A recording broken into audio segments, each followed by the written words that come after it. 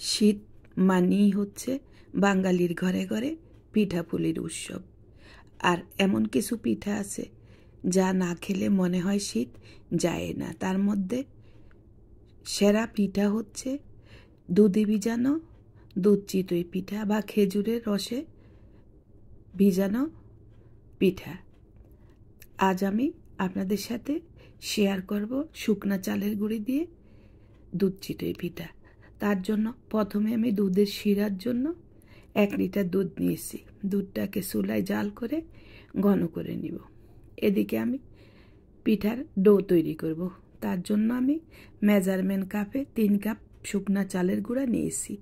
1 table চামচ দিয়েছি লবণ। এখন শুকনা উপকরণগুলো ভালোভাবে মিশিয়ে নেব। আর শুকনা চালের গুঁড়ি দিয়ে পিঠা বানাতে যারা পারেন না, আজকের রেসিপিটা বেশি করে দেখবেন। আর দিয়ে দিব কুসুম কুসুম গরম পানি। এখানে 2 কাপ কুসুম গরম পানি নিয়েছি, তবে কিছু পানি আমি রেখে দিয়েছি, পরবর্তীতে লাগলে দিব। এখন ভালোভাবে আমি পানির সাথে শুকনা চালের গুঁড়াটাকে মিশিয়ে নিব। আর কেমন হয়েছে লক্ষ্য করেন। এখন 30 মিনিটের জন্য ঢাকা দিয়ে আমি রেস্টে রেখে দিব। চাইলে 1 থেকে 2 ঘন্টাও রাখা যায়। যত বেশি রেস্টে রাখা যাবে তত সফট হবে পিঠাটা। আর এদিকে আমি খেজুরের বাটালি গুড় নিয়েছি। আর এই গুড়টা গত বছর কিনে আমি ফ্রিজে রেখে দিয়েছি, তাই আমি ফ্রিজ থেকে গুড়টা বের করে নিলাম।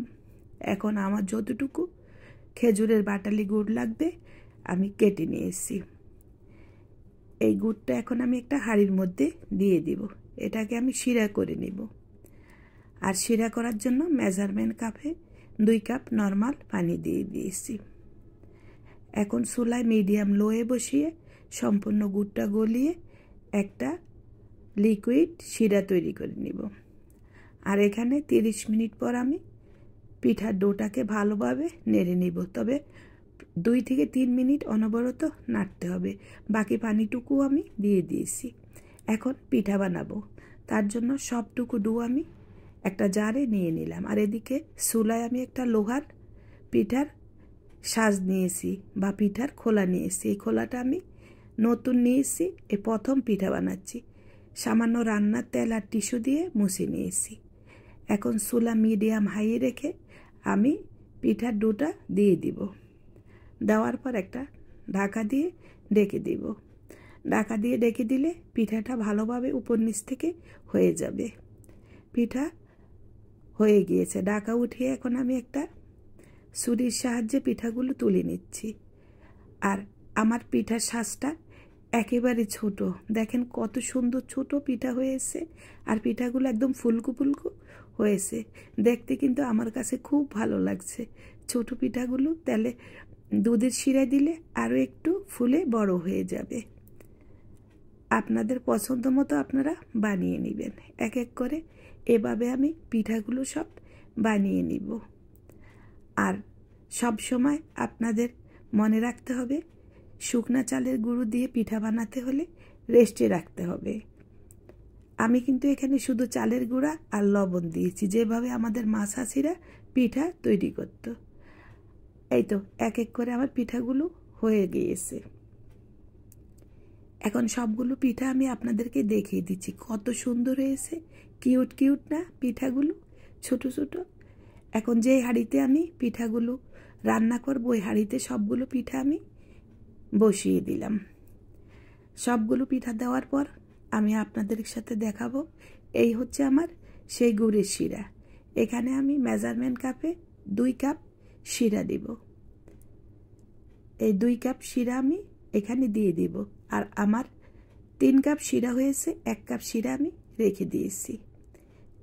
আর গুড়টা যখন একদম অরিজিনাল খেজুরের গুড় হবে তখন না সুন্দর একটা গ্রান বের হবে, যেমনটা আমি পাচ্ছি। আর এদিকে 1 লিটার দুধ আমি জাল করে ঘন করে নিয়েছি। সেই ঘন দুধটা 3.25 কাপ দুধ হয়েছে। তবে এখানে একটা টিপস হচ্ছে, আমার গুড় আর হচ্ছে আমার দুধ পিঠার জন্য যে তৈরি করেছি দুইটাই ঠান্ডা ছিল। ভালোভাবে আমি প্রথমে মিশিয়ে নিয়েছি পিঠার সাথে। তারপর চুলায় আগুন ধরিয়ে দিলাম। 2 থেকে 3 মিনিট এভাবে আমি রান্না করে নিব। লক্ষ্য করেন কি সুন্দর শিরা, কি মজার একটা শিরা হয়েছে, দেখছেন? আর এই যে রান্না করাতে কি হয়, অতি দ্রুত পিঠার মধ্যে শিরা ঢুকে যাবে। 2 থেকে 3 মিনিট পর চুলা বন্ধ করে দিলাম। বন্ধ হওয়ার পর আমি পিঠাটা চুলা থেকে সরিয়ে আপনাদের সাথে শেয়ার করছি। দেখেন কি যে একটা সুন্দর কালার চলে এসেছে পিঠায়। এখন আমি ঢাকা দিয়ে রেখে দিব। আধা ঘন্টা পর আমি আপনাদের সাথে শেয়ার করছি। তবে রাতে বানিয়ে সারা রাত ভিজিয়ে রাখলে সকালে পিঠাটা একদম সফট হয়ে যাবে। ও আমার কিন্তু আর তর্স হইছে না, কারণ আমি তো আপনাদের সাথে শেয়ার করতে হবে কেমন হয়েছে।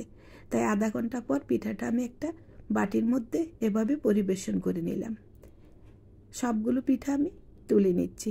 আর দুধ আর খেজুরের বাটালি গুড়ে পিঠাগুলো একদম কালার চেঞ্জ হয়ে গিয়েছে, খুবই লোভনীয় কালার। এখন সবগুলো নেওয়া হয়ে গিয়েছে। কি এত সুন্দর পিঠা দেখে নিলেন তো? আরও একটু কাজ কিন্তু বাকি আছে, যাবেন না, আমার সাথেই থাকুন। এইভাবে আমি উপর থেকে কিছু কোরানো নারিকেল ছিটিয়ে দিলাম। আপনারা চাইলে রান্নার সময়ও দিতে পারেন, তবে আমি এভাবে দিয়ে দিয়েছি। দেখতেও সুন্দর, খেতেও মজার হবে। রেসিপি তো পেয়ে গেলেন, তাহলে লাইক কমেন্ট শেয়ার দিয়ে অবশ্যই আমার সাথে থাকবেন নতুন রেসিপি পাওয়ার জন্য। আজ বিদায় নিব, চলে আসবো অন্য রেসিপিতে। আল্লাহ হাফেজ।